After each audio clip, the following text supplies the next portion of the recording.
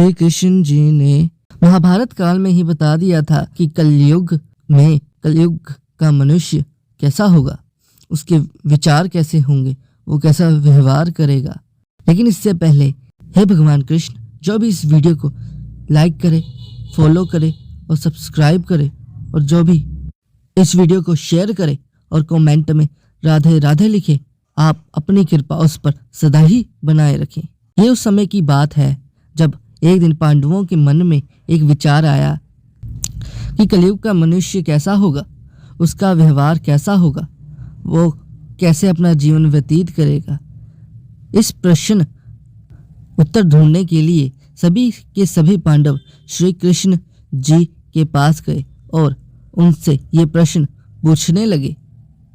श्री कृष्ण जी ने उनके प्रश्न को सुनकर उन्हें वन में घूमने के लिए कहा और उनसे कहा कि जो भी कुछ उन्होंने वन में देखा होगा वो उन्हें विस्तार पूर्वक बताएंगे।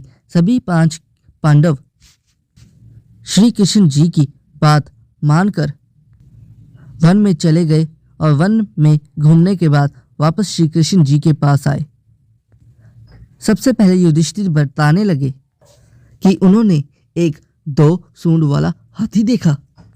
इसके बारे में श्री कृष्ण जी ने उत्तर देते हुए कहा कि कलयुग में ऐसे मनुष्यों का राज होगा जो करेंगे कुछ और कहेंगे कुछ और। वह दोनों तरफ से आम जनता का शोषण करेंगे।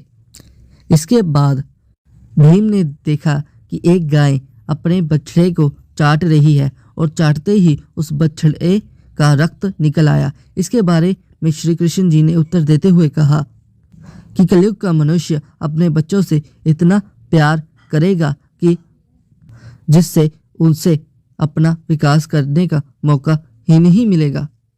वह मोह माया में ही फंसकर रह जाएगा और उसका जीवन पतन हो जाएगा।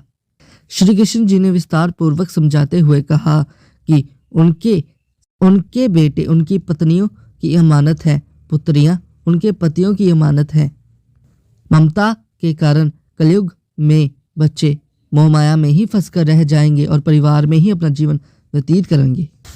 इसके बाद अर्जुन ने देखा कि एक पक्षी एक इंसान का मांस खा रहा है, पर उस पक्षी के पंखों पर वेद की ऊंचाई लिखी हुई है। इसे देखकर अर्जुन तंग रह गए।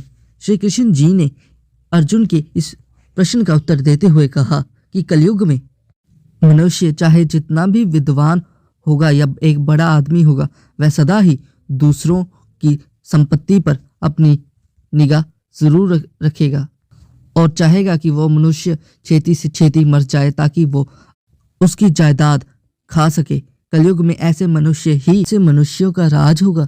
इसके बाद नकुल ने देखा कि एक चट्टान पर्वत से गिर रही थी और बड़े से बड़ा दरख्त भी उसे रोक नहीं पा रहा था, लेकिन वो अंत में जाकर एक पौधे से टकराई और रुक गई। श्री कृष्ण जी ने इसका उत्तर देते हुए कहा कि कलयुग में मनुष्य की बुद्धि हीन होगी और धन और सत्ता के बड़े बड़े वृक्ष भी उसे नहीं रोक पाएंगे, किंतु हरिनाम रूपी यानी प्रभु का एक शब्द ही उसके जीवन पतन को रोक देगा। इसके बाद सहदेव ने जंगल में अनेकों कुएं देखे और उसमें से केवल एक कुआं खाली था और जो बिल्कुल ही गहरा था। आसपास के सभी कुएं अच्छे पानी से भरे हुए थे।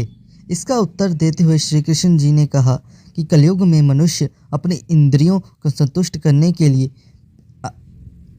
और पुत्री के विवाह में अंतहीन पैसे का उपयोग करेगा। वो काफ़ी खर्चा करेगा, हर एक विवाह में अपना पैसा उड़ाएगा, लेकिन आसपास के कोई भी गरीब की मदद नहीं करेगा। अगर उसे कोई गरीब दिख भी जाएगा वो उसकी मदद कभी भी नहीं करेगा पैसों से, बल्कि वो अपना सारा पैसा अपनी पुत्री की विवाह में या तो अपनी इंद्रियों की संतुष्टि में ही लगा देगा। दोस्तों, आपको ये जानकारी कैसी लगी?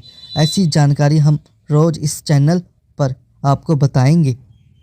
ऐसी जानकारी के लिए हमें सब्सक्राइब ज़रूर करें और अगर आप ये वीडियो फेसबुक पर देख रहे हैं तो आप हमें फॉलो ज़रूर करें। धन्यवाद।